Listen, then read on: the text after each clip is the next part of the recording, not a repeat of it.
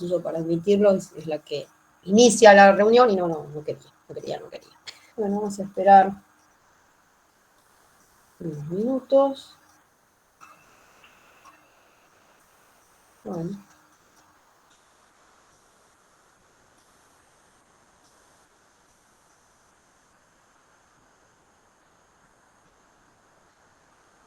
Ahora.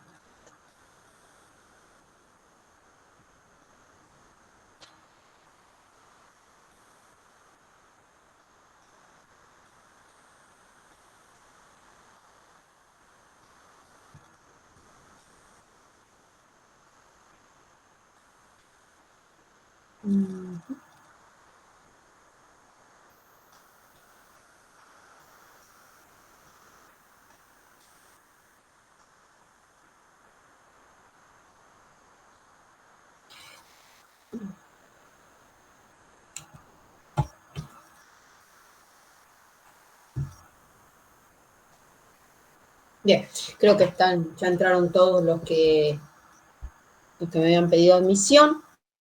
Entonces, para no demorar más, vamos a empezar con hidratos de carbono 2. Lamentablemente todavía siguen bastante lejos en cuanto a la cursada de los teóricos prácticos, ¿sí? Recién mañana van a tener hidratos de carbono 1, con lo cual está bien, es entendible que todavía no tengan consultas ni dudas sobre este tema. Como les decía, por suerte vamos a acercarnos un poquito más a medida que pasan las semanas. Como hacemos siempre, manden las preguntas por el chat, lo que tengan para ver, y si no, bueno, pongan a grabar, pongan lo que quieran, no, la idea es hacerlo así. Voy a hacer así, toda la pantalla así se ve bien. Y vamos por acá.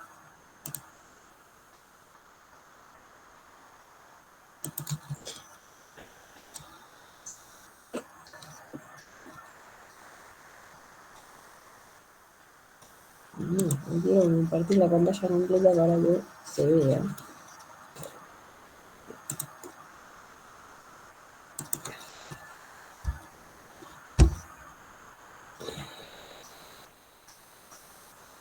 Ya va a llegar. Tengan paciencia al mí. Ahí va. Vamos a poner por la duda el láser. Lo necesitamos. Hidratos de carbono 1, hidrato de carbono 2, perdón, involucra dos vías metabólicas. Una vía de degradación, como la glucólisis, y una vía de síntesis. Siempre hablando, obviamente, de metabolismo de los hidratos de carbono. Es decir, vamos a ver una segunda vía de degradación de la glucosa y la vía de síntesis de glucosa. Si se acuerdan de este esquema que vimos la otra vez en hidratos de carbono 1, nosotros habíamos dicho que las reservas de nutrientes o lo que el animal ingiere de la dieta, o en el caso de una planta ya van a llegar en fotosíntesis de los fotones de la luz solar. Todo ello nos provee de alguna manera de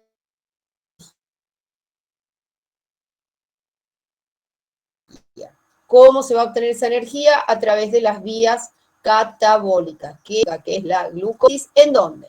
Vimos que se obtenía energía en forma de un nucleótido, ¿sí? Un compuesto de alta energía, el adenosín trifosfato, y también se obtenía energía en forma de una coenzima reducida, el NAD reducido. ¿Sí? En el caso de la glucólisis, por cada molécula de glucosa son 2 moléculas de NAD reducido.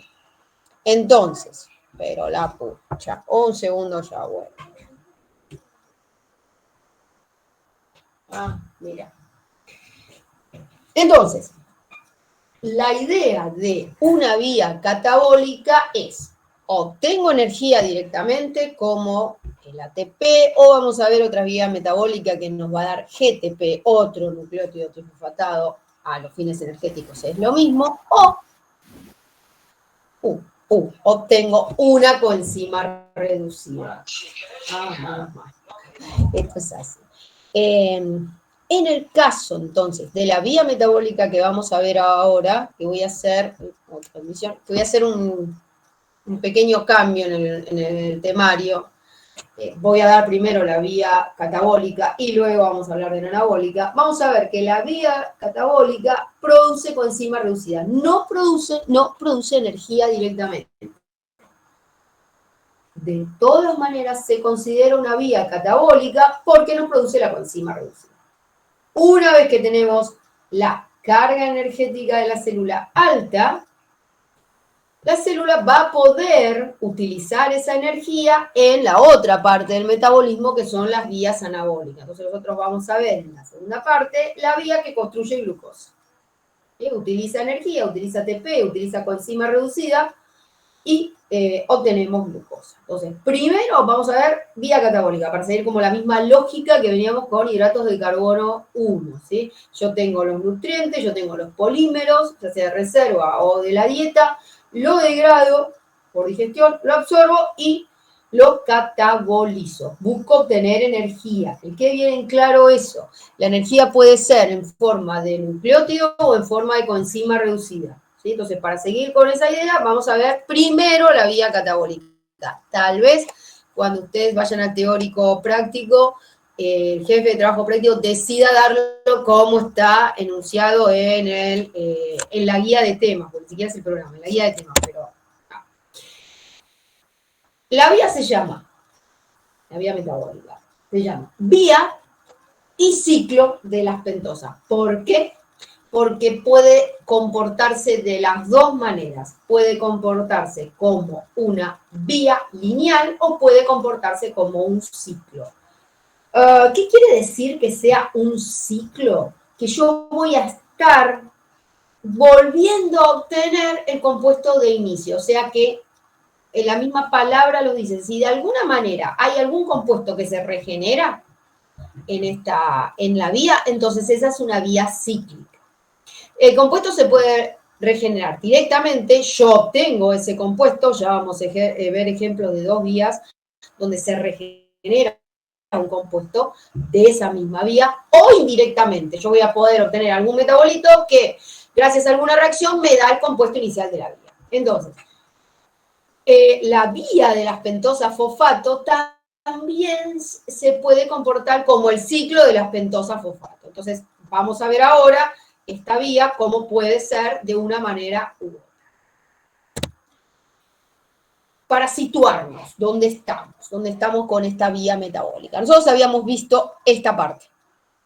Dieta o reserva, polímero. Se degrada por digestión, obtengo el monómero. Acuérdense que habíamos dicho que glucosa es la mayor cantidad de lo que yo obtengo. Esa glucosa te va a metabolizar a glucosa fosfato y luego va a seguir la glugólisis, como dice acá. Pero, cuando la carga energética de la célula ya empieza a ser más alta, si se acuerdan de la regulación de la glucólisis, cuando yo tenía alta concentración de ATP, ya ese ATP se une al sitio alostérico de la enzima reguladora principal y se enlentece la vía, ¿sí? Porque es un efector alostérico positivo. Entonces, esta glucosa fosfato va a ser metabolizada por una vía oxidativa catabólica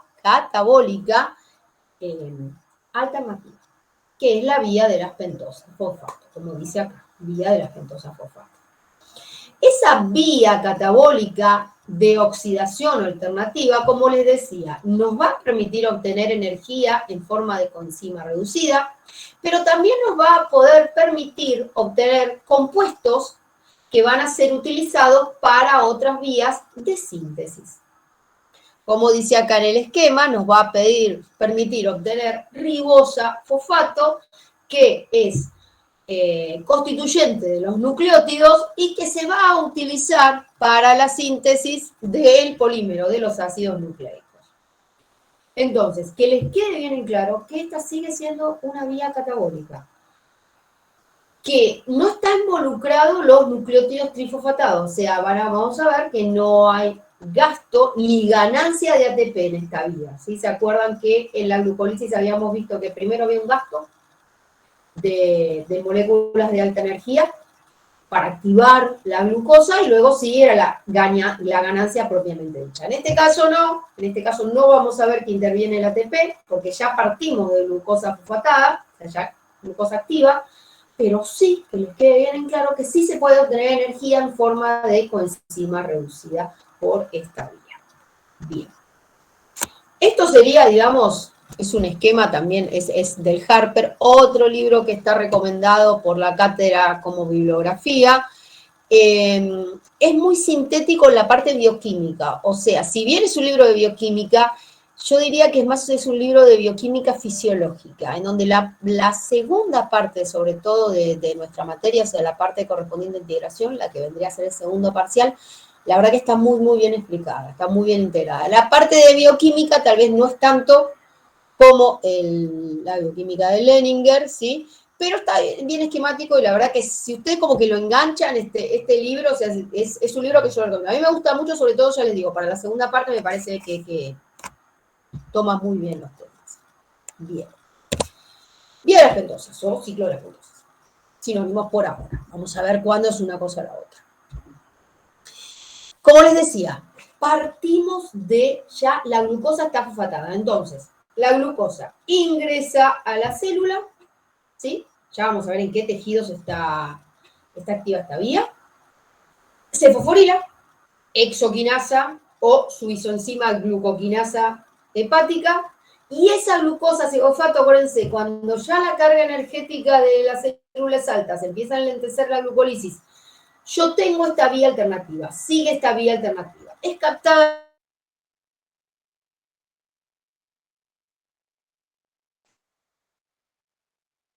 en la vía de esquemas para convertirse en 6-fosfogluconolactona, ¿sí?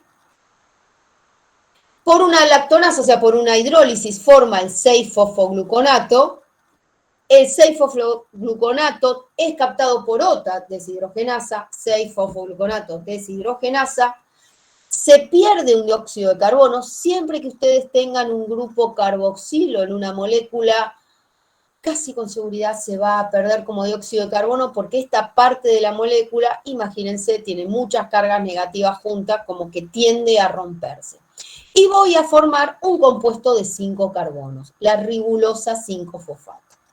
La ribulosa 5-fosfato se convierte en un N-diol simplemente por la cuestión de tener el grupo ceto y el doble enlace junto, entonces se pasan los electrones y por una isomerasa se convierte en ribosa 5-fosfato. Este nombre les tiene que sonar, ¿sí? La ribulosa también por una epimerasa se convierte en otro de sus isómeros, que es la silulosa 5-fosfato. Hasta ahora, entonces, partimos de un compuesto de 6 carbonos, glucosa 6-fosfato, glucosa fosfatada, y llegamos a compuestos de 2 carbonos, ya sea la ribosa o la silulosa. Ya vamos a ver cómo se parte esto de que, porque aparentemente estoy partiendo de 1 y tengo 2 de 5. No, ya vamos a ver que no es de a una molécula de glucosa que pasa esto. Esta vendría a ser la segunda fase de la vía. La primera fase corresponde a las deshidrogenasas, la segunda fase a la interconversión de pentosas. También la primera fase se dice que es la fase oxidativa, ¿sí? Si bien hay una hidrólisis en el medio, son 2 reacciones de óxido-reducción. Son las 2 reacciones que producen la coenzima reducida, esto que yo les decía, la forma de energía. Mientras que a partir de la segunda fase se llama la etapa no oxidativa. ¿Sí? Ya vamos a ver que hay una tercera. Todo esto ocurre en el citosol de la célula. ¿Qué pasa con la tercera fase? La tercera fase simplemente es un intercambio de residuos de las moléculas. ¿Para qué? Para terminar llegando a compuestos que se pueden incorporar a otras vías.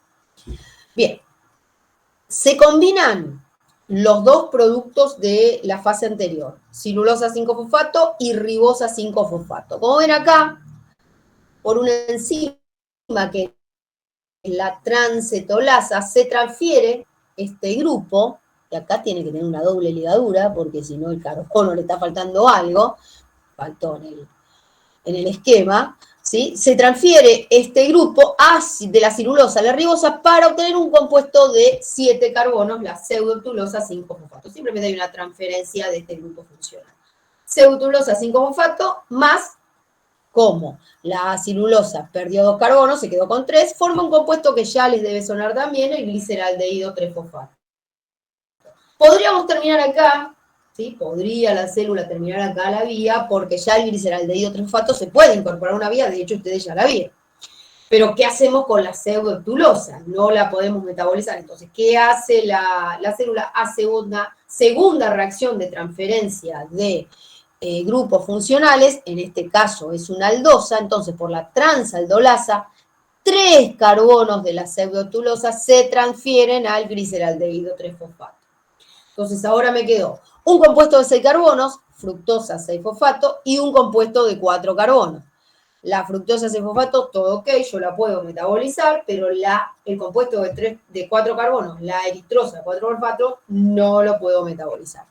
Esa eritrosa se combina entonces con una celulosa, otra, no puede ser esta primera porque ya la metabolicé, se transfieren 2 carbonos, entonces es un grupo ceto, por eso es una transcetolasa, quedando un compuesto de 6 carbonos, fructosa 6-fosfato, y un compuesto de 3 carbonos, gliceraldehído 3-fosfato.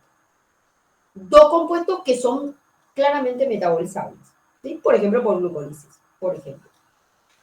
Estas reacciones de la tercera fase, como ven acá, son todas completamente reversibles. Y no son regulables. Las dos enzimas, transcetolasa y transaldolasa, son micalianas, con lo cual depende su actividad de la concentración de sustratos y productos. Con lo cual, estas reacciones se desplazan en un sentido o el otro, dependiendo de qué es lo que haya. Si yo estoy metabolizando estos compuestos finales de esta tercera vía, entonces se van a desplazar hacia la producción de estos compuestos. Si al contrario, yo estoy alimentando la vía con estos compuestos que son parte de la glucólisis, por ejemplo, entonces la vía se va a desplazar hacia la obtención de celulosa y ribosa 5-fosfato. Vía de las pentosas, entonces por ahora la llamamos vía, después vamos a ver en qué situación, única situación, la podemos llamar ciclo. Empieza en glucosa 6-fosfato, termina teóricamente, como lo vimos acá, en fructosa 6-fosfato y gliceraldehído 3-fosfato. Si yo lo hago así, de una glucosa 6-fosfato a los productos finales, no me dan los carbonos ni ahí. O sea, ya tendrían que estar pensando, che, me estás inventando carbono de la nada, porque estoy partiendo de 6 y tengo 9, rarísimo. Y encima en algún momento habíamos dicho que se perdía 1 como dióxido de carbono, así que algo raro pasa ahí. Ocurre enteramente en el citosol de la célula, o sea que es al igual de la glucólisis, podría ser una vía universal. No lo es porque los productos que se obtienen no los utilizan todos los tipos celulares, pero por las organelas podría ser enteramente. ¿De qué depende la actividad de la vía? O sea, ¿para qué me sirve esta vía metabólica? Va a depender del tejido en la cual está activa. Y así vamos a entender cómo funciona, como ciclo o como vía.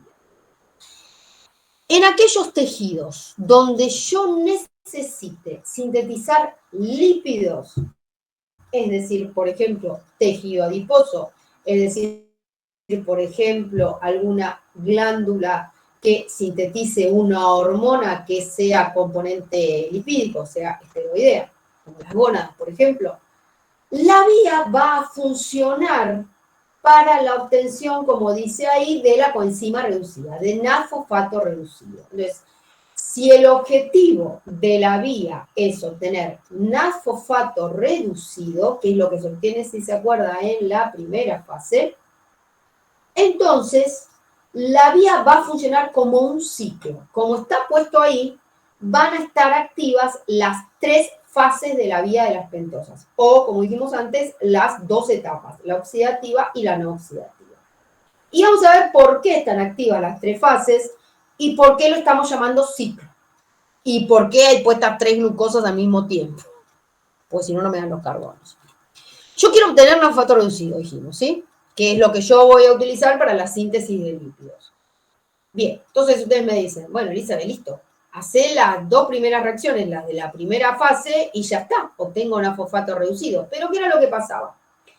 El producto final de la primera fase es este compuesto, la ribulosa 5-fosfato.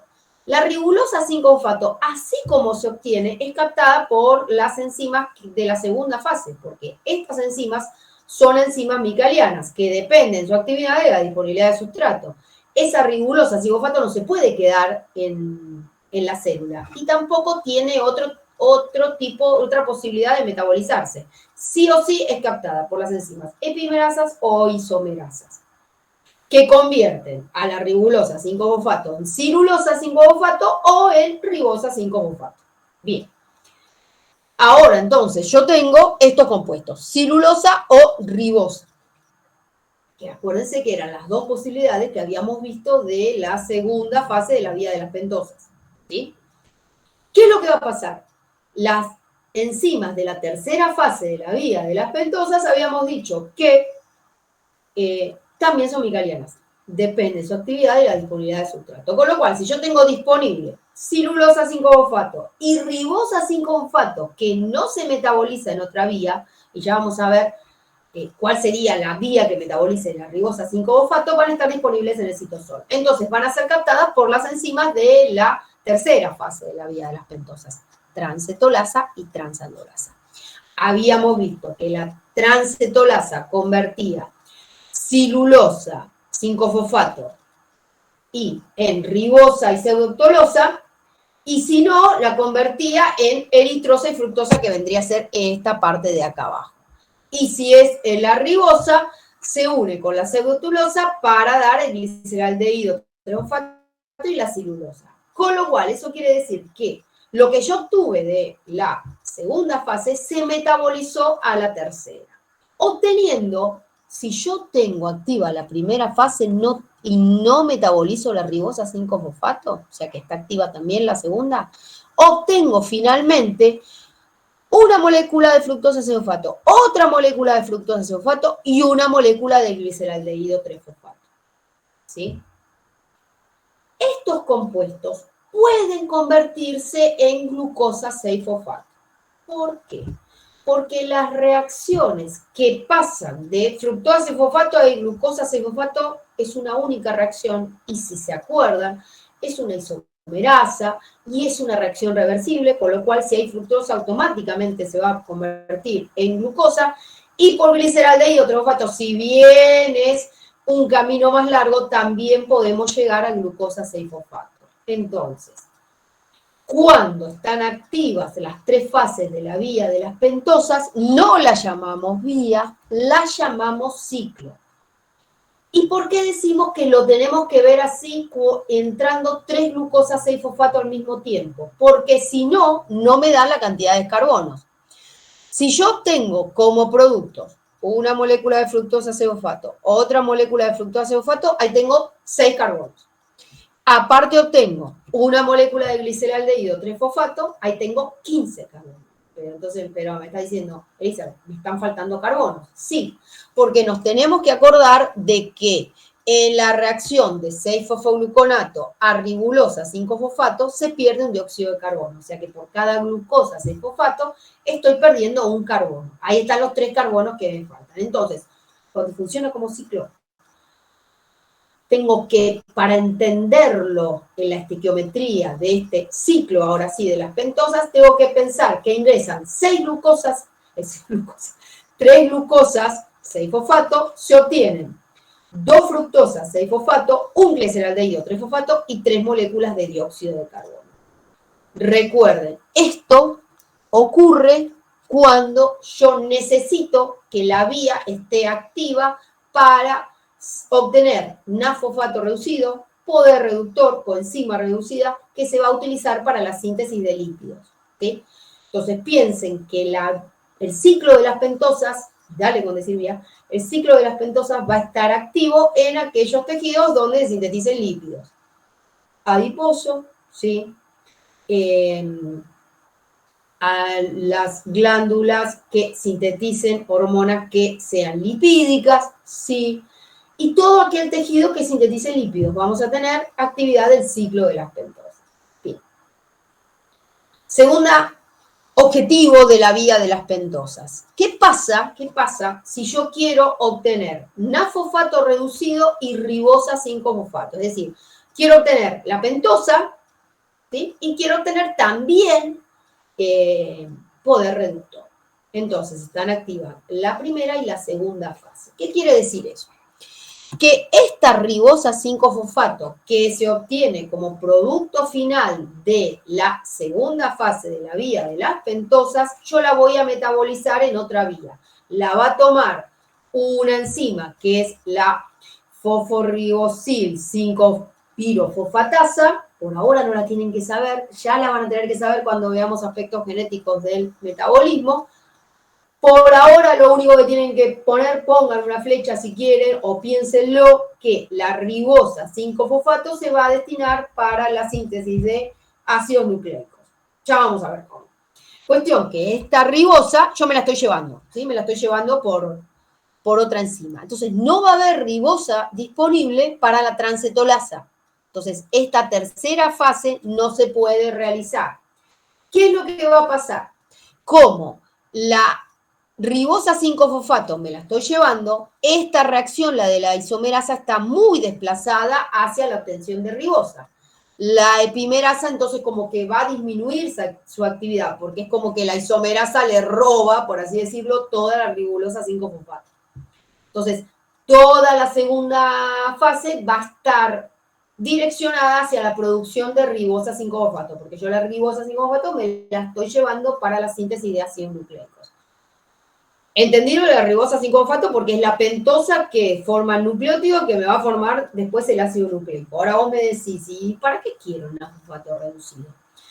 Porque hay un ácido nucleico que está formado por desoxirribonucleótidos, ¿sí?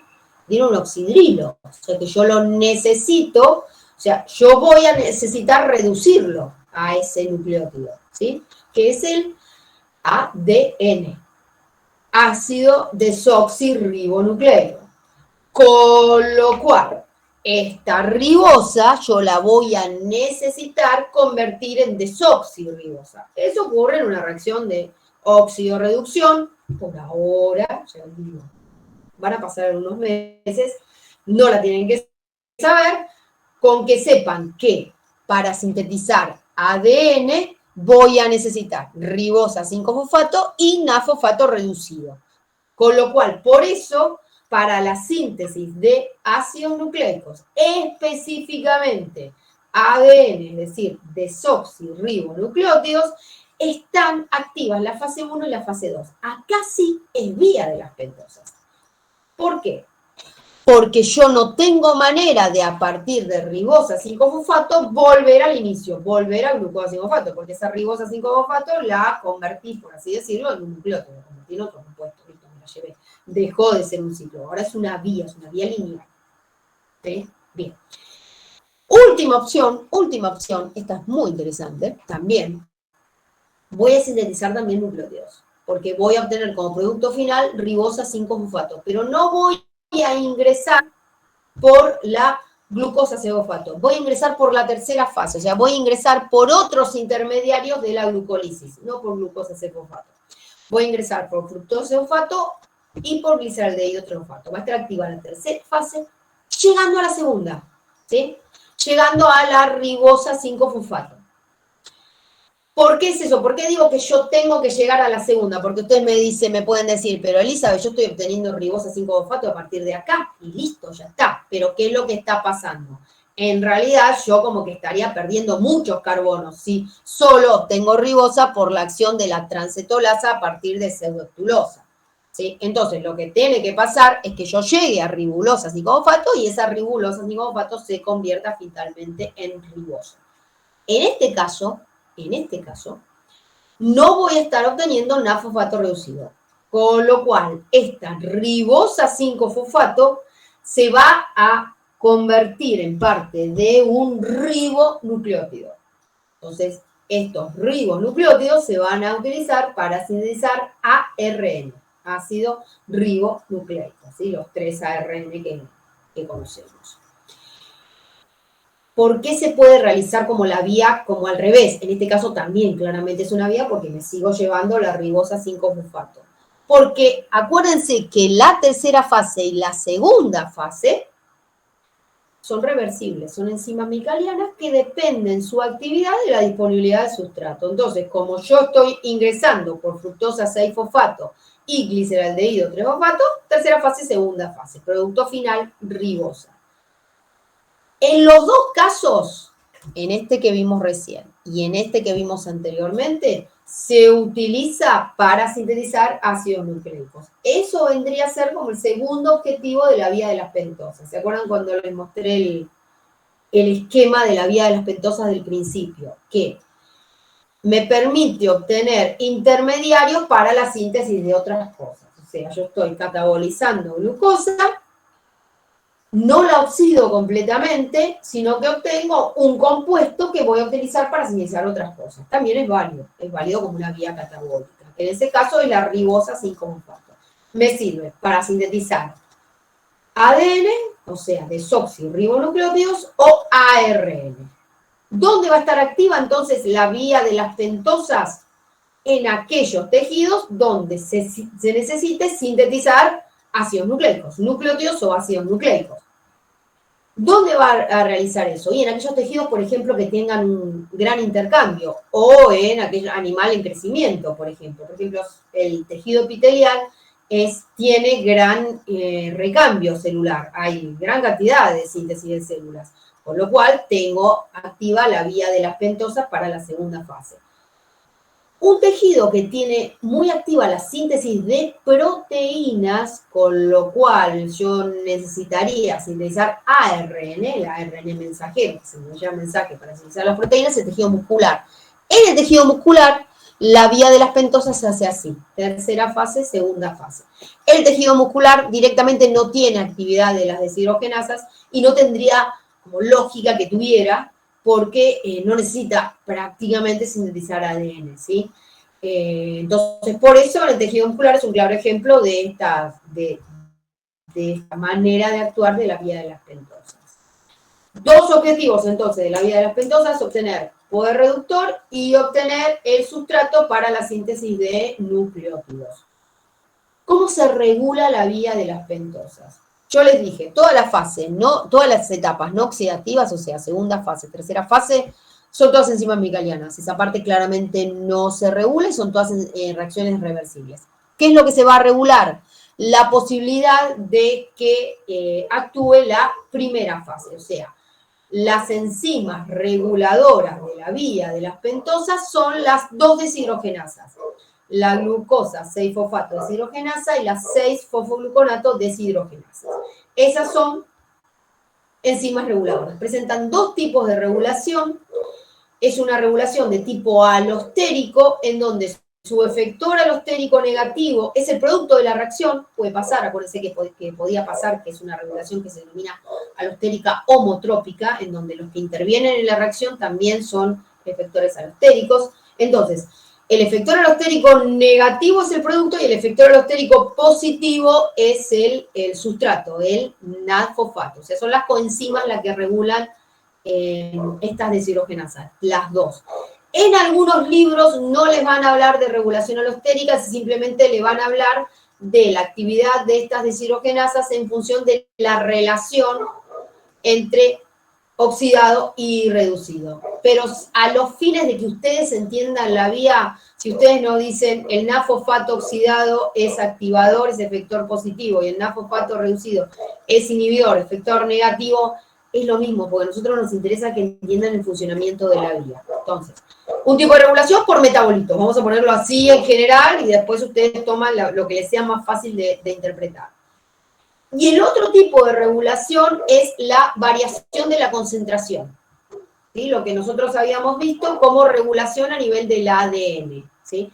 Se modifica la expresión génica en función de estas enzimas, o sea, hay algún mecanismo que tiene la célula que hace que aparezcan mayor cantidad de estas deshidrogenasas ante la situación en donde el animal está consumiendo mayor cantidad de hidratos de carbono. Entonces surge la necesidad, por así decirlo, o sea, llega la señal al organismo de que tiene que metabolizar aún más esos hidratos de carbono, no será problema de necesidad porque no piensan las células, sino que actúan por señales. Entonces se sintetiza mayor cantidad de estas enzimas. Las dos hidrogenasas son las reguladoras.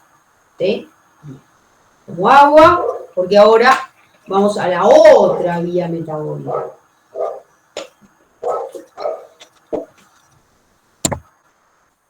Vamos al principio. Nosotros obtuvimos energía, ¿sí? Forma de nucleótido trifosfatado. Yo sé que se los repito muchísimo, pero que como que les quede el concepto claro, que la energía es el nucleótido directamente trifosfatado, que como vimos interviene en las reacciones directamente, o la coenzima reducida. Entonces, vías catabólicas nos dan estos dos compuestos. ¿Qué va a pasar con la vía anabólica? ¿Cuál va a ser la necesidad de la vía anabólica? La vía anabólica no ocurre por sí sola. Como habíamos visto en bioenergética, las reacciones endergónicas no deberían ocurrir dentro de la célula. Solo ocurren en determinadas condiciones. Las condiciones celulares es que yo tengo que tener energía, o sea, una carga energética alta, y disponibilidad de coenzimas reducidas.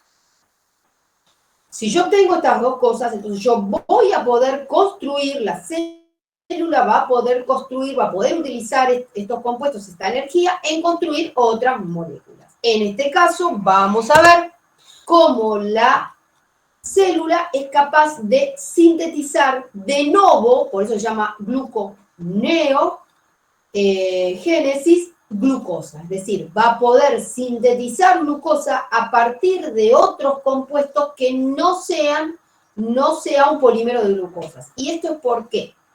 Porque el organismo tiene su propia reserva de glucosa, que es el glucógeno, es el polímero de glucosas. Entonces, una manera como fácil de obtener glucosa para el organismo, y de hecho es lo primero que hace el organismo cuando el animal deja de comer, es obtener glucosa a partir de su polímero. Pero eso no es gluconeogénesis, ¿sí? Porque no estoy construyendo glucosa de nuevo. La síntesis, entonces, de glucosa de nuevo implica utilizar compuestos que no son glucídicos, no son glúcidos, para poder obtener finalmente glucosa. Esto ocurre, vamos a ponerlo así, en un solo tejido. Cuando ustedes vayan al libro y lean, van a ver que hay un par de tejidos que pueden realizar esta vía. Parcialmente se puede realizar en muchos tejidos, pero a los fines de que entiendan el proceso, nosotros vamos a decir que el órgano gluconeogénico es el hígado.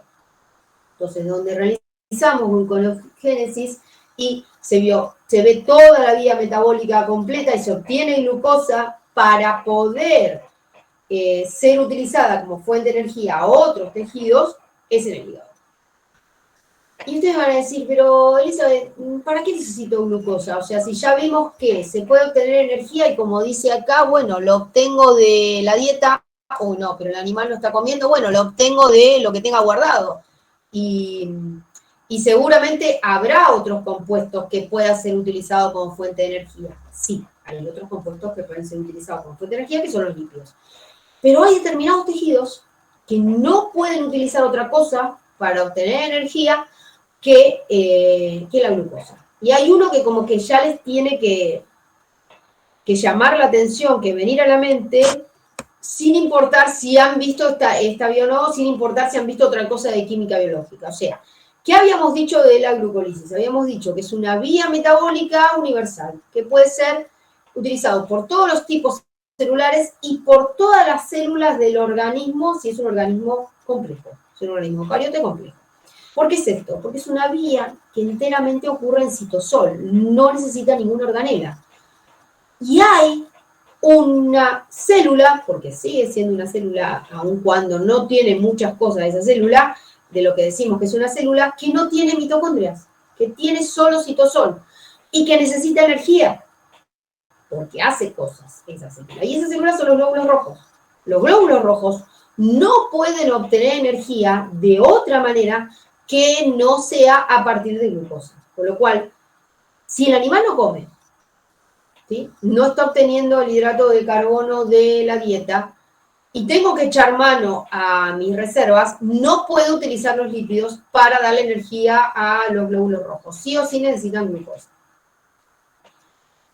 Hay otro tejido que utiliza glucosa como fuente de energía, que es el sistema nervioso central. El sistema nervioso central, si están haciendo esto, tal vez ya lo vieron, me parece que no igual, pero así muy rápidamente, no me quiero meter en esto porque no nos tenemos que meter en otra materia, pero para que ustedes lo entiendan, la circulación sanguínea del sistema nervioso central está separada de la circulación general. Esto es genial para el organismo porque si no, cualquier sustancia tóxica podría llegar fácilmente al sistema nervioso central y enseguida nos vamos al cielo o al infierno, dependiendo de cada uno. Con lo cual, tiene como una barrera, ¿sí? Vamos a ponerla así. Si quieren se las nombro, se llama barrera hematoencefálica, para que cuando lo vayan a leer digan, ¿de qué estamos hablando? Es una red, vamos a ponerlo así, es una red que tiene determinados poros, que permiten pasar determinadas moléculas nada más. Las moléculas que pueden pasar son moléculas pequeñas, como es la glucosa. Un lípido que se utiliza como fuente de energía no va a poder atravesar la barrera hematoencefálica. Con lo cual, el otro compuesto que se podría utilizar como fuente de energía, que son los lípidos, no pueden ser utilizados por el sistema central, no pueden ser utilizados por el neurón. No le queda otra que, cuando el animal no está comiendo, utilizar glucosa como fuente de energía. Ya vamos a ver que el animal se puede adaptar a no comer tanto y va a buscar otro metabolito para obtener energía. Pero por ahora quedémonos que la glucosa y el sistema nervioso central se quieren para obtener energía, así que ese es el otro destino. Y después, situaciones fisiológicas particulares, como son la lactación y la preñez, ¿sí?, tanto la glándula mamaria como la placenta, el feto, ¿sí?, la placenta y el feto van a utilizar glucosa como fuente de energía. Entonces, ¿para qué me sirve la gluconeogénesis para obtener glucosa? ¿Por qué es muy importante? Porque hay tejidos que sin glucosa no podrían existir, no pueden obtener energía. Entonces, si no la obtengo de la dieta, y ya mi reserva de glucosa, que es el glucógeno, como que ya no está más, bueno, la tengo que sintetizar, sí o sí. Esta vía la que vemos hoy, la gluconeogénesis, la síntesis de glucosa de nuevo, de la nada, por así decirlo. De este lado, del lado derecho en este esquema está puesta la glucólisis, o sea, las reacciones que integran la glucólisis. Glucosa, glucosa-sulfato, fructosa-sulfato, etc. Cuando vimos glucólisis, vimos que había ciertas reacciones que eran irreversibles. Y hay otras que no. Entonces, esta reacción, por ejemplo, de 3-fosfolicerato a 1,3-fosfolicerato, de 1,3-fosfolicerato a gliceraldehído 3-fosfato, de gliceraldehído 3-fosfato a fructoso 1,6-fosfato, son reversibles. Con lo cual, forman parte de la glucólisis y de la gluconeogénesis. ¿Sí? Porque pueden ocurrir en un sentido o en el otro. ¿De qué va a depender el sentido? De la disponibilidad del sustrato, simplemente. O sea que esas reacciones no las van a tener que aprender de nuevo. Se la aprende para una vía y en la otra vía la vuelven a repasar. ¿Qué es lo que pasa? Esta reacción de glucosa-sulfato, la primera, la fosforilación, que es catalizada por la enzima exoquinasa en todos los tejidos, su isoenzima glucoquinasa en el hígado y en otros, pero vamos a poner en el hígado principalmente, es irreversible. Con lo cual, la reacción inversa, por así decirlo, no podría formar parte de la gluconeo. Necesitamos una enzima distinta. La segunda reacción irreversible es la que fosforila la fructosa 6-fosfato, la que convierte fructosa 6-fosfato en fructosa 1,6-fosfato. También es irreversible, o sea que vamos a necesitar una enzima diferente para hacer este paso de la gluconeogenesis. Y esta es todavía aún más compleja. Fosfonolpiruvato a piruvato era la última reacción de la glucólisis, es irreversible y encima tiene la particularidad de que estoy convirtiendo un compuesto de alta energía, el fosfonolpiruvato, en un compuesto que tiene menor energía. Acuérdense que ya esa energía se aprovecha en una reacción energéticamente acoplada para sintetizar ATP. Entonces es como una reacción, claramente es irreversible, pero encima la célula no tiene un mecanismo directo, una reacción directa para poder hacer la reacción inversa, o sea, ir de piruvato a fosfonolpiruvato. Con lo cual, ese salto, por así decirlo, vamos a ver que tiene su vueltita como está puesto acá. Entonces, nosotros vamos a necesitar estas 3 reacciones, 3 pasos metabólicos, y hay un video del campus, que lo vi el otro día, no me acuerdo cómo lo dice. Bueno, ya me voy a acordar cuando se los muestre. Lo tenemos que hacer de otra manera, en la gluconeogenesis. El resto de las reacciones son las mismas, no las voy a tener que aprender. Cuando la vean, las aprenden para la glucólisis, cuando vean gluconeogenesis, las repasan. Bueno, vamos a ver cómo se está bien. Lo mismo, pero con las organelas involucradas. Acá ya nos empiezan a aparecer organelas diferentes del citoplasma. En este esquema tenemos dibujado una mitocondria por la mitad, su membrana externa, su membrana interna con las crestas y su citosol de la mitocondria, que vendría a ser la matriz mitocondrial. Esto es todo citosol, como dice acá, y esta partecita, la última reacción de la gluconeo, se da en el retículo endoplásmico. Con lo cual, si nosotros decíamos que la glucólisis es una vía universal y que puede ser realizada por cualquier tipo celular, las procariotas también, la gluconeo claramente no, ¿sí? O sea que una bacteria no puede realizar gluconeogénesis, ¿sí? Cuando escuchen esta grabación, o si lo están oyendo en vivo, anótenlo, porque cuando vean poligástricos y cuando les preguntemos para qué necesitan energía la bacteria, nunca digan para sintetizar glucosa, porque no lo pueden hacer.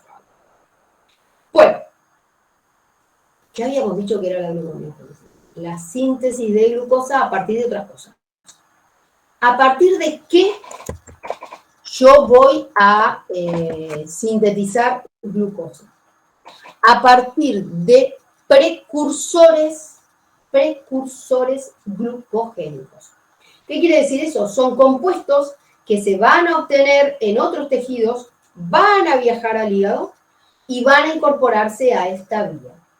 Y esos compuestos van a provenir de otro tipo de biomolécula, ¿sí? No pueden provenir como directamente de un hidrato de carbono. La excepción es el lactato y ya vamos a ver por qué. Bien. ¿Cuáles son los precursores glucogénicos? Los que marqué acá. Glicerol. Glicerol, ¿de dónde se obtiene? Se obtiene de la hidrólisis de los triacilglicéridos, o sea que proviene de los lípidos. Ahora podemos decir eso, nada más. Lípidos que van a estar almacenados en el organismo, ¿sí? Por ejemplo, el tejido adiposo abdominal nos va a proveer de este glicerol. Va a viajar por sangre, llega al hígado y se incorpora a la vía.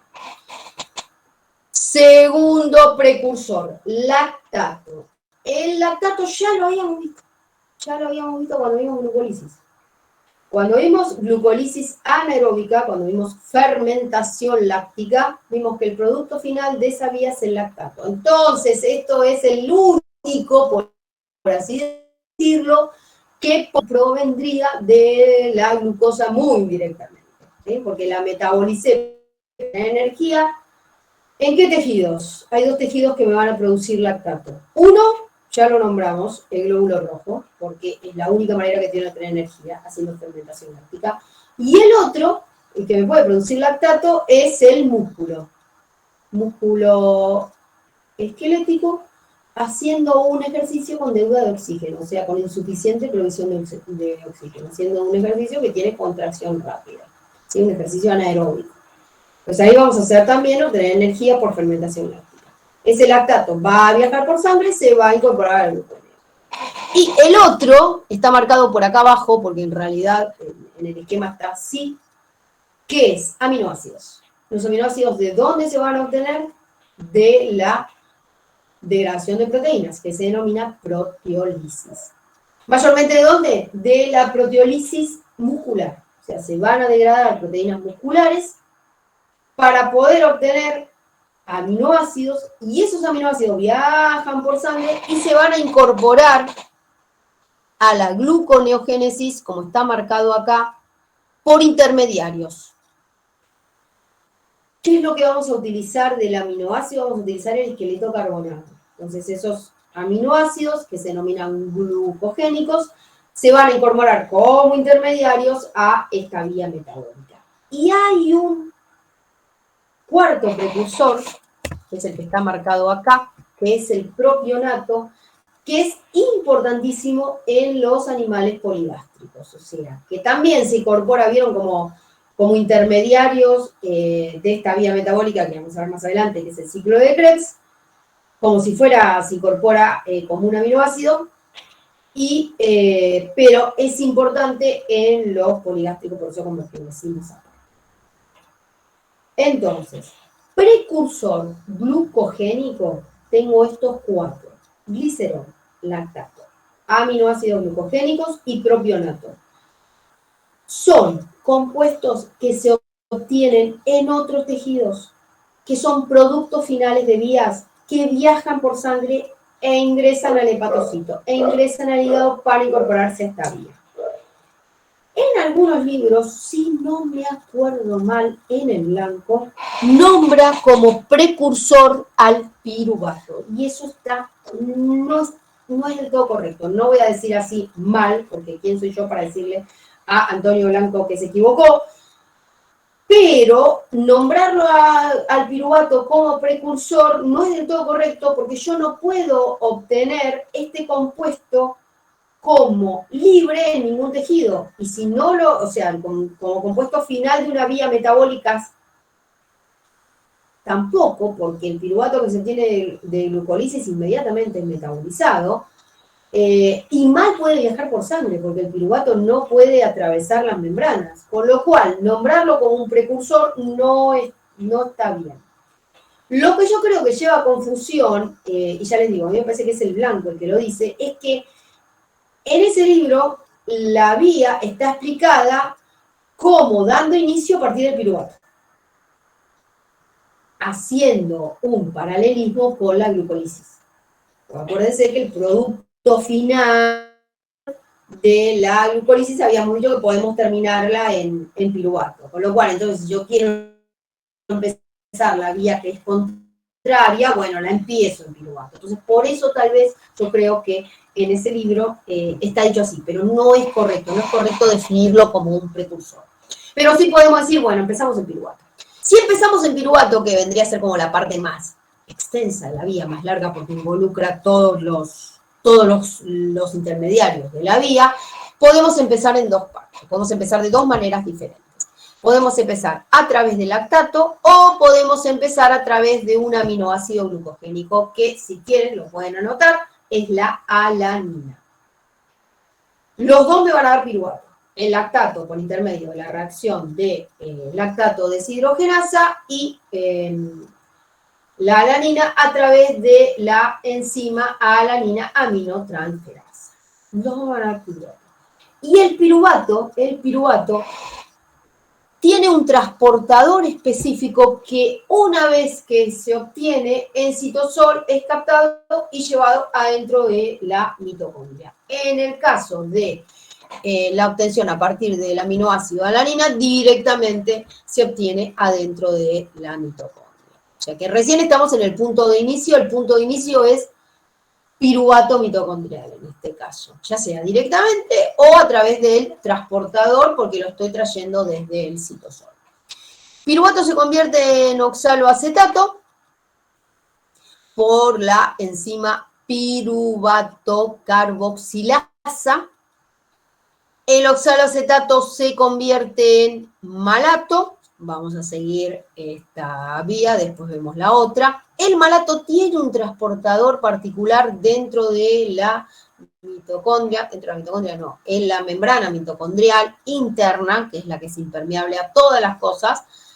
Necesito transportadores para poder hacer movimiento de compuestos a través de esta membrana, que vuelve a sacar el citosol, porque acuérdense que nosotros necesitamos volver al citosol.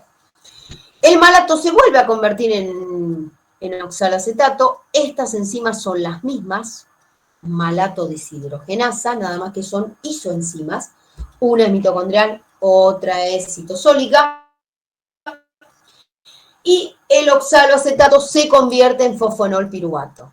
Si se acuerdan, hace un ratito habíamos dicho que esta reacción fosfonol piruvato a piruvato es muy particular porque yo estoy convirtiendo un compuesto de alta energía en un compuesto que tiene menos energía para la síntesis, se aprovecha para la síntesis de ATP. Entonces la célula, fíjense, toda la vuelta que tiene que dar toda la vuelta y se ve la vuelta, entonces quema para volver a llegar al compuesto que nos dije, no sea el fosfonol piruvato. Para el glucólisis es una reacción, acá tenemos como, ¿cuántas? 1, 2, 3, esta es una salida, 3, 4 reacciones. Bien. La conversión de oxaloacetato a fosfonol piruvato es por esta enzima, la fosfonol piruvato carboxiquinasa. Si vemos este esquema, vemos que a partir del oxaloacetato sale otra flecha, está medio doblada porque no se alcanzaba el esquema, que produce la conversión directa de oxaloacetato en fosfonol piruvato. El fosfonol piruvato que se obtiene en mitocondria tiene un transportador y se lleva a citosol. O sea, son las dos vías alternativas que yo tengo para obtener fosfonol piruvato. La enzima que convierte el oxaloacetato en fosfonol piruvato dentro de la mitocondria es esta misma, ¿sí? La fosfonol piruvato carboxiquinasa, nada más que es una isoenzima mitocondrial. O sea que si quieren la pueden poner acá. Bien. Varias cosas para decir de toda esta vuelta que tuvimos que dar para pasar de piruvato a fosfonol piruvato. Primero, vamos a necesitar energía. ¿Energía dónde la vamos a necesitar? Fíjense, la conversión de piruvato a oxaloacetato, que vendría a ser la primera reacción, sí estamos empezando directamente en piruvato o sea, la primera reacción, si estamos empezando en piruvato, independientemente de dónde venga, si el lactato o alanina, gasta energía. ¿Por qué? Porque la adición de ese dióxido de carbono por la piruvato carboxilasa se hace con un gasto de ATP. Con lo cual ahí tenemos gasto de energía. ¿Se acuerdan que habíamos dicho? Es una reacción, es una vía anabólica endergónica. Vamos a necesitar disponibilidad de ATP. Primer punto. El segundo punto donde estamos gastando energía es acá, de oxaloacetato, fosfonol piruvato. ¿Por qué? Porque la acción de la fosfonol piruvato carboxiquinasa, o sea, la ruptura de ese oxaloacetato, la pérdida de ese carbono como dióxido de carbono, se realiza con gasto de energía. Otro nucleótido trifosfatado, no importa, los fines energéticos es lo mismo, o sea, en vez de adenosin trifosfato es guanosin trifosfato, pero los fines energéticos es igual, o sea que acá estamos gastando otro ATP, por así decirlo. Hasta la banda. Si yo hago el otro camino, o sea, si yo hago todo dentro de la mitocondria, no pasa nada, porque las reacciones son las mismas de gasto de energía. Tengo el gasto de energía acá, de piruvato de oxaloacetato, y el gasto de energía acá, de oxaloacetato, fosfonol piruvato. Entonces, de las dos maneras se gastan 2 ATP. De las dos maneras, ¿sí? Energéticamente son 2 ATP. Y lo otro para ver es, ¿y cómo sabe la célula qué camino seguir? Si yo lo hago saliendo al citosol a través de malato o saliendo al citosol a través de fosfonol piruvato. Bueno, ¿cómo lo sabe? Por la disponibilidad de NAD reducido en citosol. Lo otro que necesita la célula para poder tener activa esta vía metabólica es la coenzima reducida, la disponibilidad de coenzima reducida en citosol. ¿Sí? Tengan presente bien ese esquema del Nenning desde el principio que los hace situar en cómo se activan las vías, ya sea catabólicas o anabólicas. Entonces, si yo tengo disponible NAR reducido en citosol, o sea, si yo estoy siguiendo por este camino a través del lactato, esto va a ser todo este camino, ¿sí? Porque yo no necesito, o sea, yo si tengo disponible ya NAR reducido, no es necesario que se produzca NAR reducido en esta situación, ¿sí? Porque la que está produciendo el NAR reducido es la reacción de la malato deshidrogenasa. Entonces, lactato deshidrogenasa, piruvato, ya tengo NAR reducido.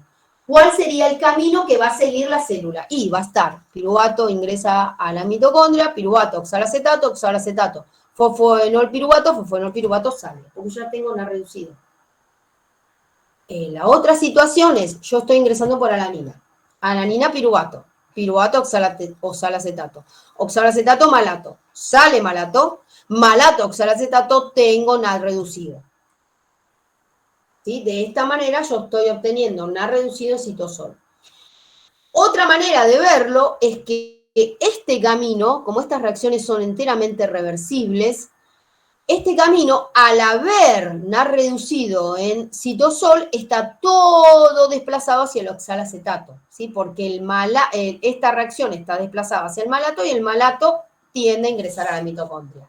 Al haber malato en mitocondria, se convierte en oxalacetato. Esa es otra manera de entender qué camino siguen las dos cosas. Siguen en estas dos vías. Si yo estoy por lactato deshidrogenasa es la que me va a dar el NAR reducido en citosol. Si yo estoy por alanina, malato deshidrogenasa es la que me va a dar NAR reducido en citosol. Una vez que yo tengo fosfonol piruvato en citosol, sigo todo el camino citosólico, que es el camino inverso de la glucólisis. 2-fosfolicerato, 3-fosfolicerato, 1-3-bifosfolicerato, gliceraldehído 3-fosfato. Todo esto es la inversa de la glucólisis. No tengo nada nuevo que aprender en cuanto a nombres de enzimas. Sí, lo que tengo que ver es que acá nuevamente tengo gasto de energía. De 3-fosfolicerato a 1-3-bifosfolicerato voy a gastar una molécula de ATP. ¿Cuánta energía gasté ahora? Gasté hasta ahora una molécula de ATP de piruvato oxalacetato, otra molécula de ATP de oxalacetato a fosfonol piruvato y otra molécula de ATP de 3-fosfolicerato a 1,3-bifosfolicerato. Tengo gliceraldehído trofosfato, fíjense que acá es donde estoy utilizando el NAR reducido. Si yo no tuviera disponible coenzima reducida, esta reacción no se podría realizar, con lo cual no podría llegar al gliceraldehído trifosfato. El gliceraldehído trifosfato se une con otra molécula de gliceraldehído trifosfato, con otra molécula de dihidroxiacetona fosfato por la aldolasa para hacer fructosa 1,6-fosfato, fructosa 6-fosfato, glucosa 6-fosfato, glucosa. Con lo cual, si yo estoy empezando desde piruvato, ya sea por lactato o por alanina, el gasto energético, o sea, cuántos ATP voy a necesitar, son 6. Elisa, me nombraste 3.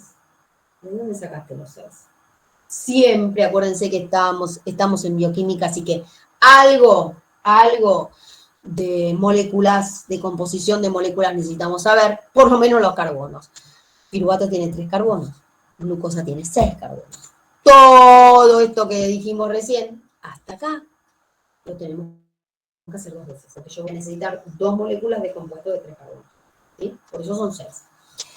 ¿Qué es lo que va a pasar si yo ingreso con un aminoácido e ingreso acá, por el medio del ciclo de Krebs? Por ahora, por 2 semanas más, vamos a nombrarlo así, vamos a nombrarlo que ingresa por un intermediario del ciclo de Krebs. En definitiva, yo voy a estar obteniendo oxalacetato directamente o voy a estar llegando hasta malato. ¿Qué es lo que me voy a estar salteando? Este primer gasto de energía.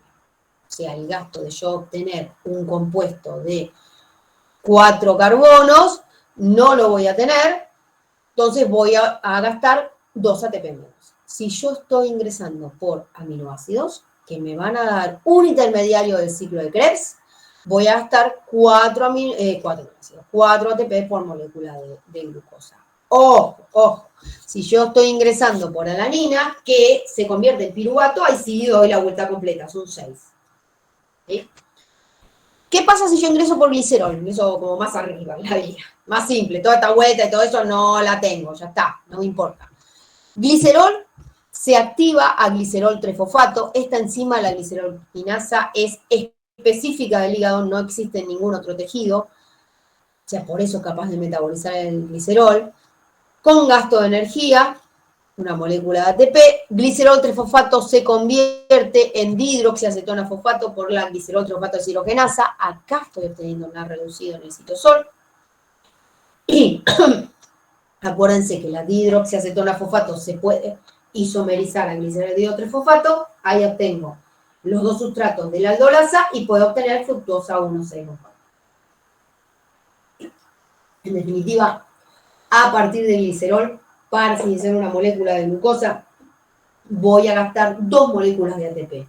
Es sumamente eficiente la síntesis de glucosa a partir del glicerol. Y es el mecanismo que utiliza, es el precursor glucogénico que utiliza el organismo en un ayuno fisiológico, por así decirlo. O sea, el ayuno normal, por así decirlo, que tiene el animal, echa mano a esto porque es sumamente eficiente, gasta muy poca energía para sintetizar una molécula de glucosa. Dijimos que vamos a necesitar citosol con las condiciones que dijimos. NAR reducido en citosol, es súper importante que se lo acuerden. Disponibilidad de precursores, porque si no, no va a ocurrir esta vía metabólica. La presencia de la mitocondria siempre y cuando partamos de lactato o de aminoácidos. Si partimos de glicerol, la mitocondria no la utilizamos, por así decirlo. Disponibilidad de energía.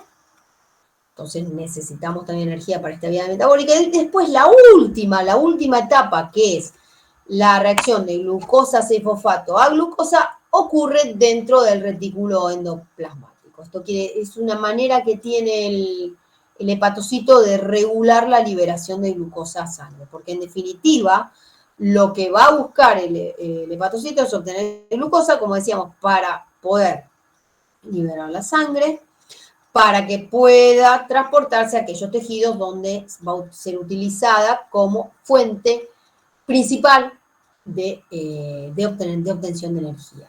Esta enzima, que es la glucosa 6-fosfatasa, se encuentra dentro del retículo endoplásmico y es la única que es capaz de obtener glucosa directamente a partir de glucosa 6-fosfato. Y vamos a ponerlo así, después cuando lo lean van a ver que hay otros tejidos, pero principalmente su actividad es hepática. Esta es regulación de esta vía metabólica. Tenemos 4 enzimas reguladoras. 2 enzimas reguladoras que coinciden en el mismo paso, en el mismo punto de regulación de la glucólisis. Si se acuerdan de la glucólisis, yo tengo la regulación en el paso de fructosa 6-fosfato a fructosa 1,6-fosfato y de glucosa a glucosa 6-fosfato. En este caso es exactamente lo mismo. La fructosa 1,6-bifosfatasa va a regular el paso en la reacción de fructosa 1,6-fosfato a fructosa 6-fosfato. Y la glucosa 6-fosfatasa de glucosa 6-fosfato a glucosa. Esos son como al mismo nivel se da que la glucólisis. Las otras dos no, porque estamos en la vuelta esta que teníamos que dar para pasar de fosfonol piruvato a piruvato. Que las otras dos son la piruvato carboxilasa, como está puesta acá, y la fosfonol piruvato carboxiquinasa. Esas son las 4 enzimas reguladoras de esta vía.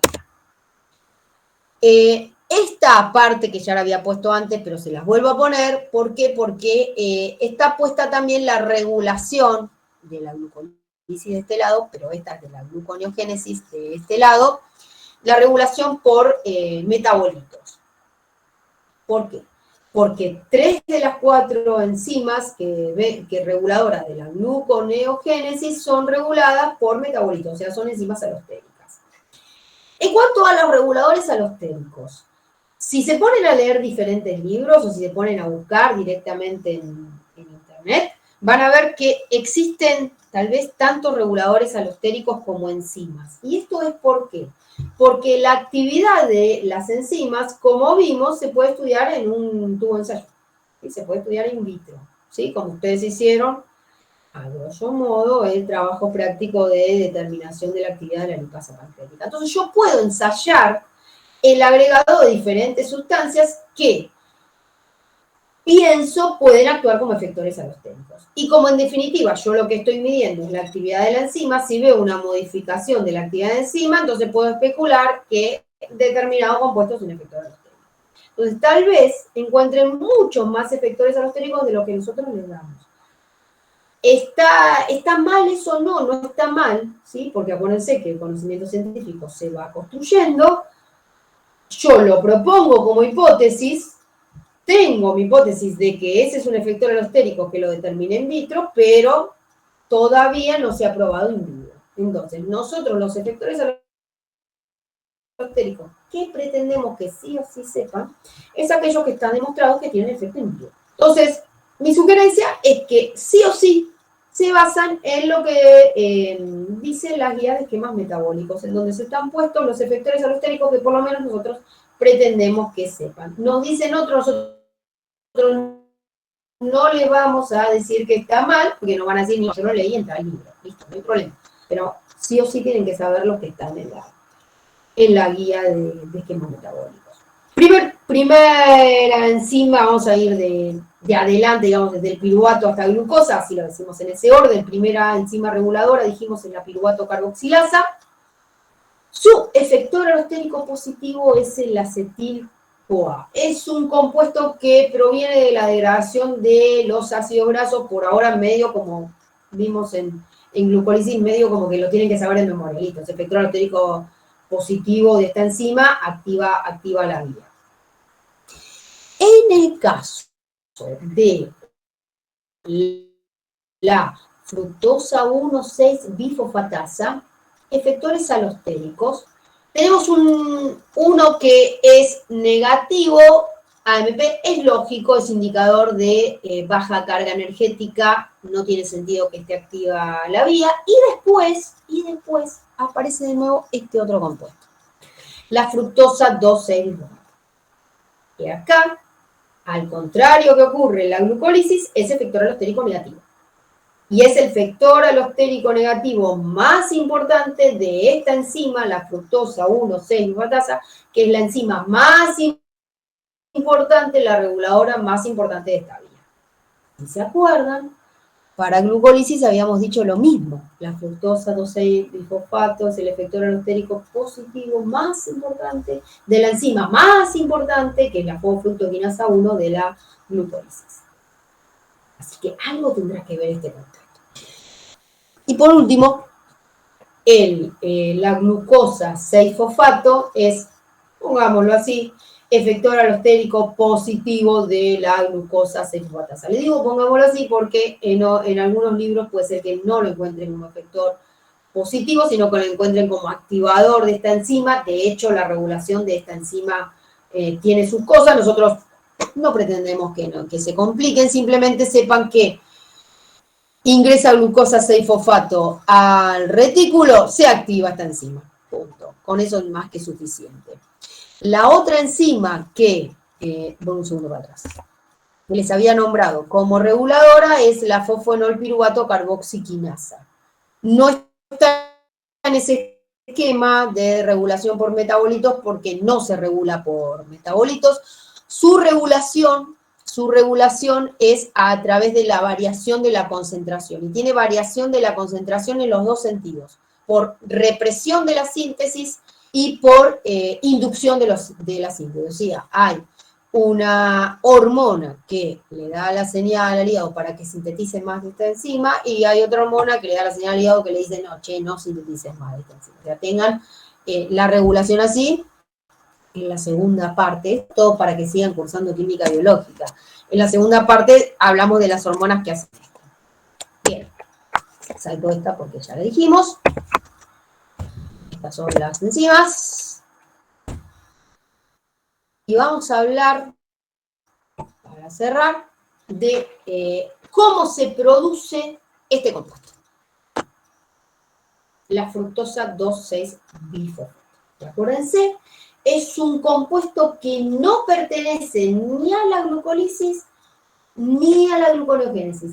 pero que participa como regulador de las dos vías. Glucólisis positivo, gluconeogénesis negativo. Fíjense cuál es la reacción que lo produce. Fructosa cefosfato, fructosa 2-cefosfato, ¿sí? Fructosa cefosfato ya lo nombramos. Es un intermediario de las dos vías. ¿Sí? Fructosa cefosfato en la glucólisis se convierte en fructosa 1,6-bifosfato. Y en la gluconeo de fructosa 1,6-bifosfato obtengo fructosa cefosfato. Bueno, en este caso, la fructosa se va a fosforilar en la posición 2. Entonces, les pido que vean la parte izquierda, o sea, esta parte. Si yo voy a pasar de fructosa 6-fosfato a fructosa 2,6-fosfato, o sea que se va a fosforilar el compuesto, entonces tiene que actuar una quinasa. Habíamos dicho que las quinasas eran el tipo de enzima que fosforilan compuestos. La enzima se llama fosfofructoquinasa 2. Y se aprendieron la glucólisis, esta es fácil de aprender. Del otro lado de la reacción, tenemos otro tipo de enzima que va a realizar la desfosforilación. Tiene que ser una fosfatasa, no se puede llamar desquinasa, no, es una fosfatasa porque es otro tipo de enzima.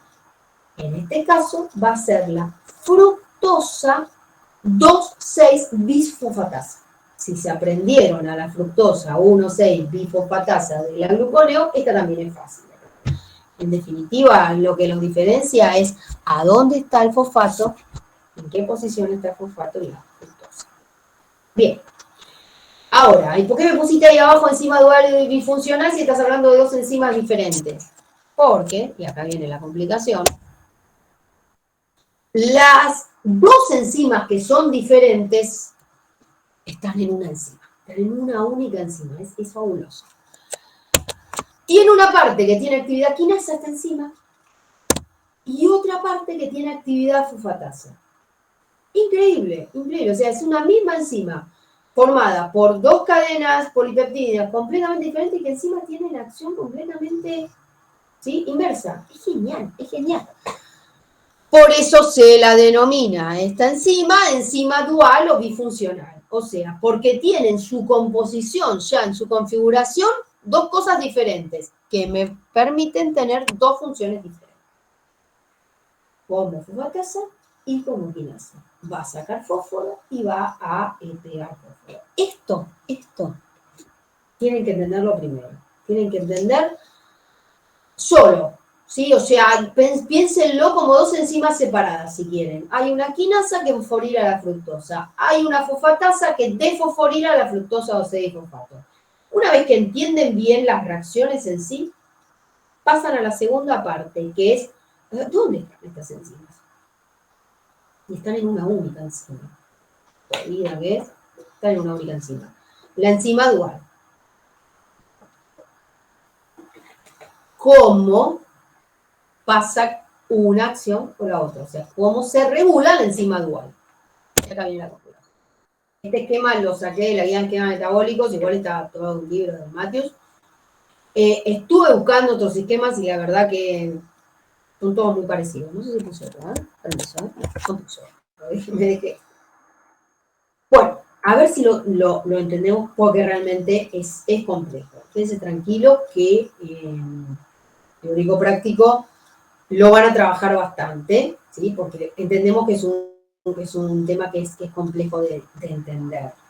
Y obviamente si tienen consultas, las traen acá a este encuentro. Bueno, a ver si nos situamos. Acá tengo la fructosa 6-fosfato, que se va a convertir por este camino el superior en fructosa 2,6-bifosfato. La enzima que produce esta fosforilación es la fosfofructoquinasa 2. Por el camino de abajo, por así decirlo, la fructosa 2,6-bifosfato se va a desfosforilar por la fructosa 2,6-bifosfatasa y fructosa 6-fosfato. Hasta ahora, nada nuevo, es lo que vimos antes con la reacción sola. ¿Qué es lo que tenemos que saber? Lo que tenemos que saber es, ¿para qué me sirven estos compuestos? Y esta es la parte de la regulación. Una flechita para arriba quiere decir que es efector positivo, con esta línea así como un contramano doblado es efector negativo.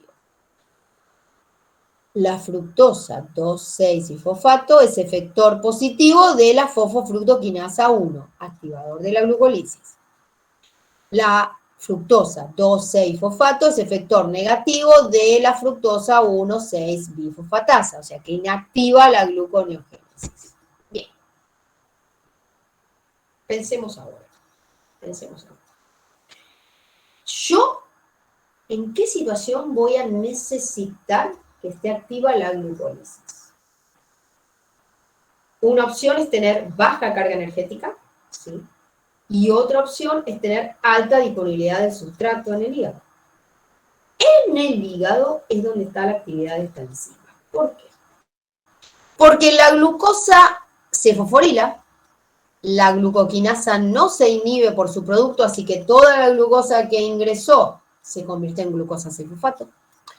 Se isomerizó a fructosa 6-fosfato y después, por la fosfofructoquinasa 1, se va a convertir en fructosa 1,6-fosfato.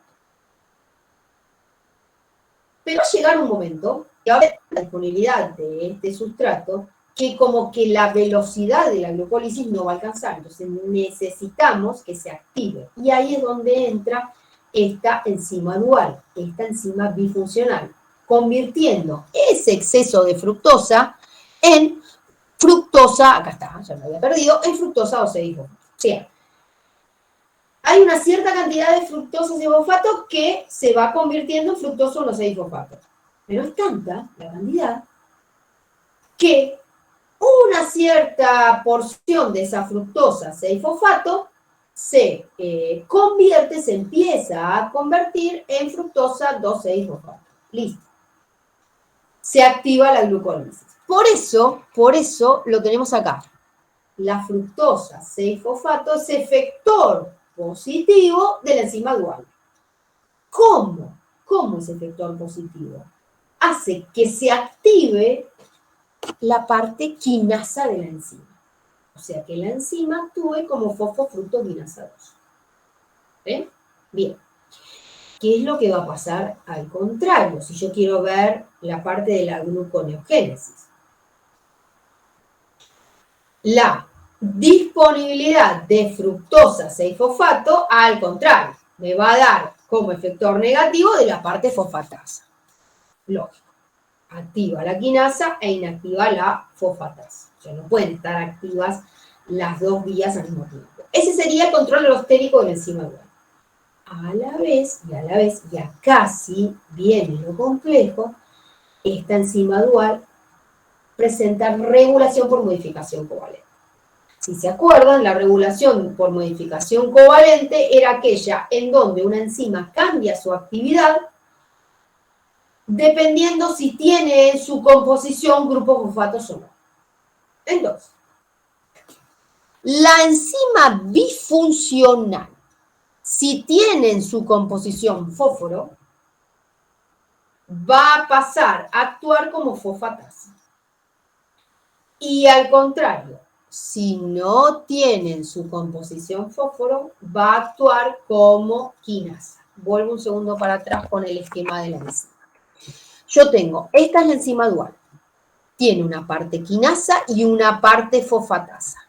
¿Cómo se va a activar esta parte verde en el esquema? En la parte de la fosfatasa. Si todo este complejo le agrego un fósforo. Le agrego un grupo fosfato. O sea, si la enzima dual está fosforilada. Y al contrario, si está desfosforilada, se activa la parte quinasa. Se activa la parte celeste. ¿Qué es lo que está puesto acá? Si la enzima dual está desfosforilada, no tiene grupo fosfato en su composición, actúa como una quinasa, actúa como fosfofructoquinasa 2, pegando fósforo, o sea, interviniendo en la reacción donde se adiciona un grupo fosfato.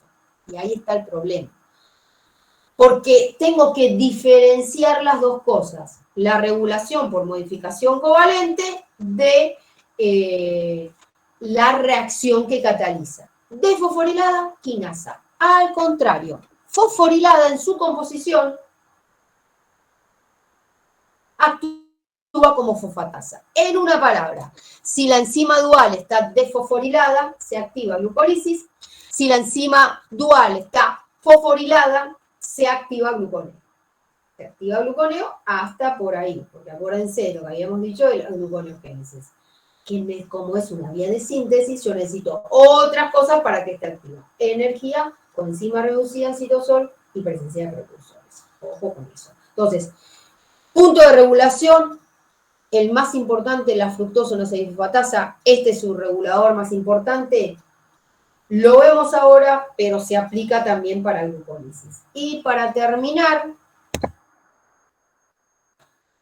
este cuadro ya lo habíamos visto. Ya lo habíamos visto cuando vimos los transportadores para el ingreso de la glucosa a la célula. Nosotros lo habíamos visto para explicar a dónde se dirige la célula después, a dónde se dirige la glucosa después de la ingesta. En este caso estábamos hablando de acá principalmente, ¿sí? Del GLUT2, que absorbe la glucosa cuando hay altas concentraciones, ¿sí? Que viene en la dieta. Acuérdense que el GLUT5 era para fructosa, está en el intestinal, y el GLUT4 es el que absorbe glucosa a altas concentraciones, o sea que estoy hablando también en la situación después de la comida, pero que únicamente se encuentra en músculo y tejido adiposo. En este caso, cuando nosotros estuvimos hablando de la gluconeogénesis, vimos que es una vía que se va a activar cuando el animal no esté ingiriendo nutrientes. O sea, es una vía que se va a activar entre comidas. Y cuando no haya disponibilidad del recurso, o sea, del precursor de glucosa como reserva, que es el glucógeno hepático. Entonces, con la gluconeogénesis nosotros tenemos disponibilidad de glucosa en el hepatocito, retículo endoplásmico, se libera la sangre. Esa glucosa no se va a quedar en la sangre, o sea, nosotros no podemos decir que la función de la gluconeogénesis es elevar la glucemia. No, o sea, no es dejar la glucosa en la sangre. No, esa glucosa se va a dirigir a aquellos tejidos que se necesitan, aquellos tejidos que dependan de glucosa. Uniendo las dos cosas, uniendo lo que decíamos de necesidad de glucosa para obtener energía y transportador, vemos que aquellos transportadores que presentan la mayor afinidad por la glucosa, ¿sí? Un segundo, lo saco un segundo para que recordemos, que era el GLUT1 y el GLUT3, fíjense el bajo KM que tiene comparado con esto. O sea, capta glucosa cuando está en el nivel más bajo de los valores fisiológicos. Se encuentran, por ejemplo, en el sistema nervioso central. El sistema nervioso central tiene GLUT1 y GLUT3. Los eritrocitos, que habíamos dicho que utilizan glucosa porque no pueden obtener energía de otra manera, tienen GLUT1. Entonces ahí va la glucosa. Hay poquita glucosa, listo. Ahí va la glucosa. La placenta tiene GLUT1 y GLUT3. ¿Sí?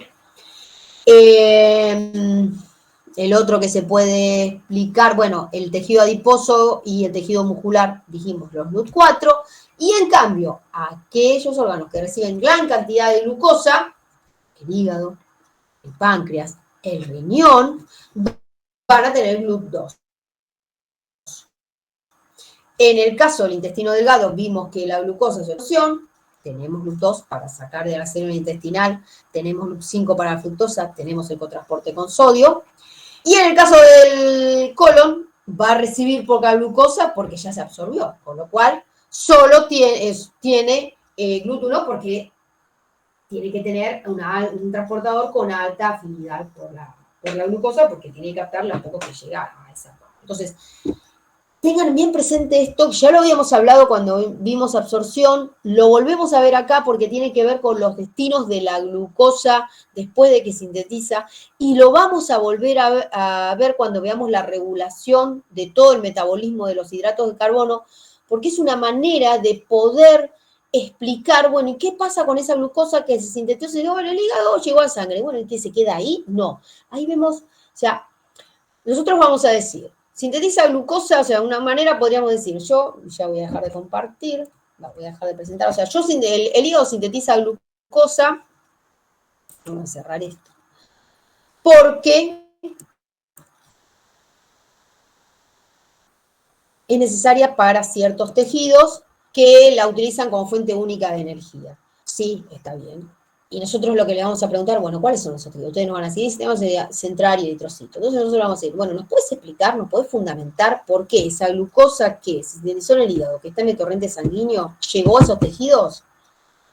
Lo tienen que fundamentar no por la necesidad de esos tejidos, o sea, la glucosa no sabe, no conoce que esos tejidos utilizan glucosa como fuente de energía, entonces lo tienen que fundamentar por medio de los transportadores. ¿Sí? Bien, a ver, vamos a recorrer el campus por acá, aprovechen, aprovechen para dejar de grabar si quieren. No me pregunten por qué no lo podemos tener grabados, eso, no me lo pregunten, es una decisión. Y si están por ahí, si tienen alguna consulta, la van dejando por el chat. Yo espero que cuando nos acerquemos a la fecha del parcial tengamos consultas, y si no, que agarren a sus jefes y los maten a consulta. Vamos a hacer scroll en el campus hasta llegar a la parte de hidratos de carbono 2. A ver, esperen, me detengo en el cronograma. Claro, nosotros estamos acá recién mañana. Bueno, por lo menos algo para glucólisis le va a llegar, porque tocamos un montón de veces de glucólisis. Sigamos. Proteínas, bla, ya va a llegar. Pero el scroll es así. ¿Por qué me puso como pestañas? No lo sé. Bueno, nada.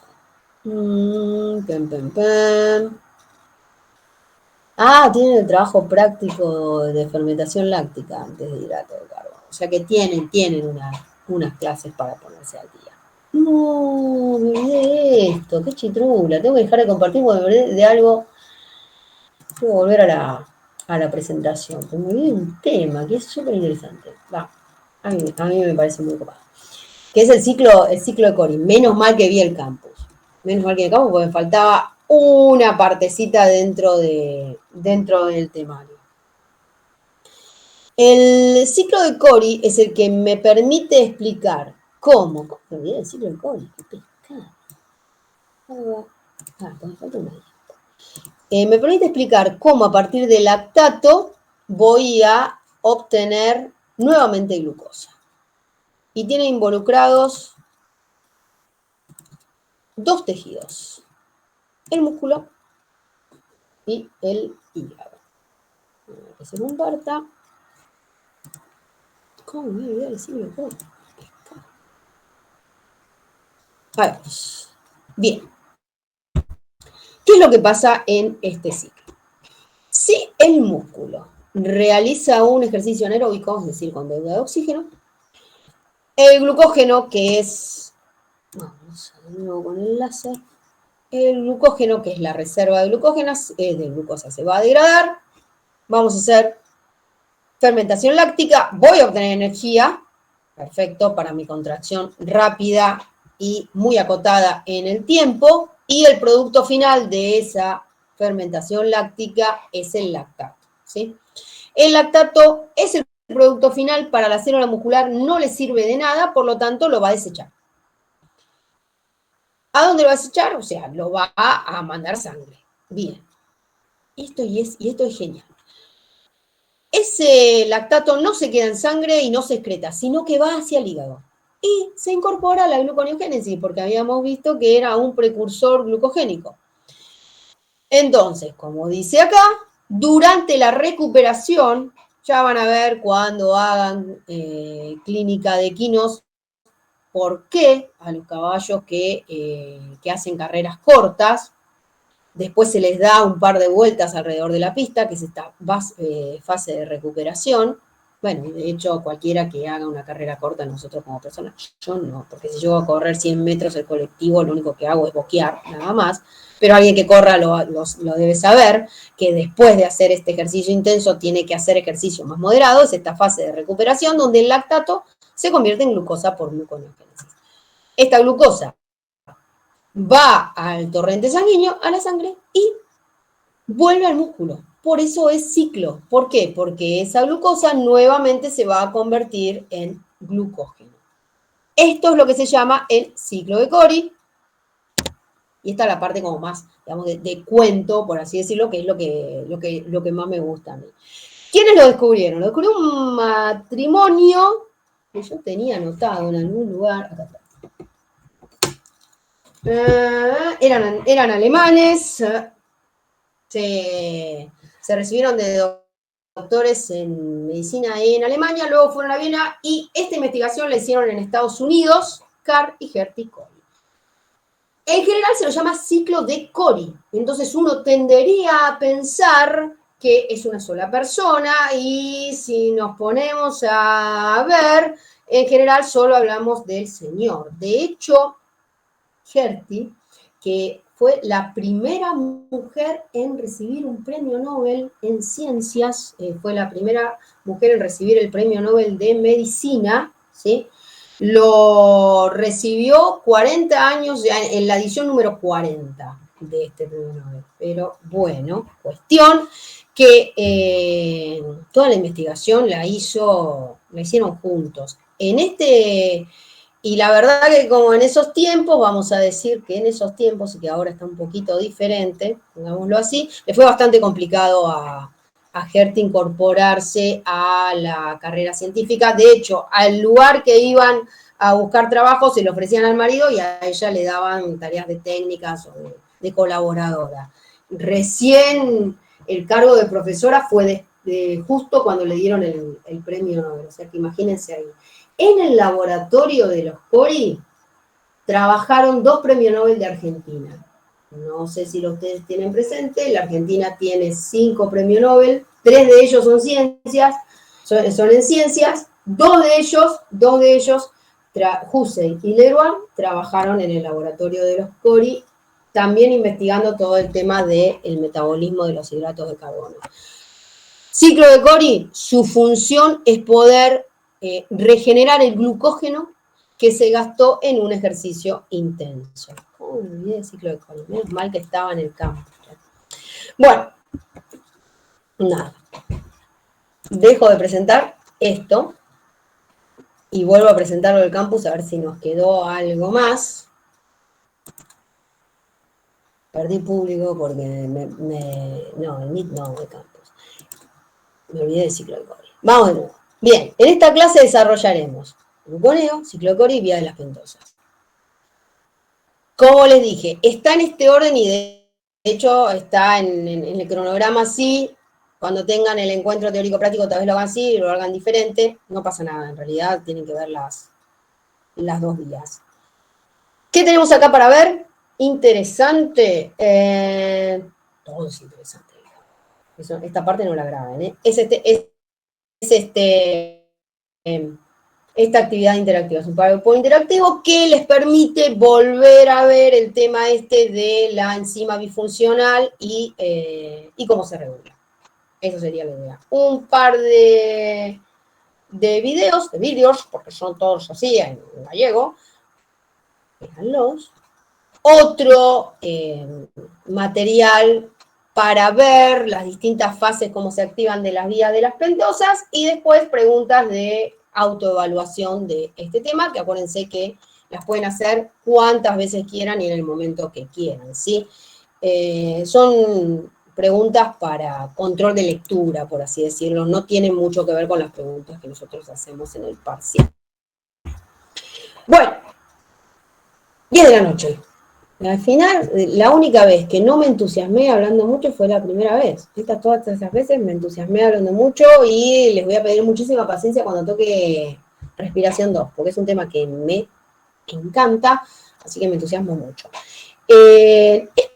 Esperemos que cuando nos veremos en hidratos de carbono 3, que por lo menos ya van a haber tenido hidratos de carbono 1 en el teórico práctico, tengamos alguna consulta, porque algo les debe estar haciendo ruido en la cabeza, ¿sí? Nos vemos el miércoles que viene con hidratos de carbono 3. Con eso cerramos toda la parte del metabolismo de los hidratos de carbono propiamente dicho, para que nos quede, antes del primer parcial, el tema de respiración. ¿Sí? Hasta el miércoles que viene. Si no hay ninguna consulta, hasta el miércoles que viene. Por nada. Hasta luego.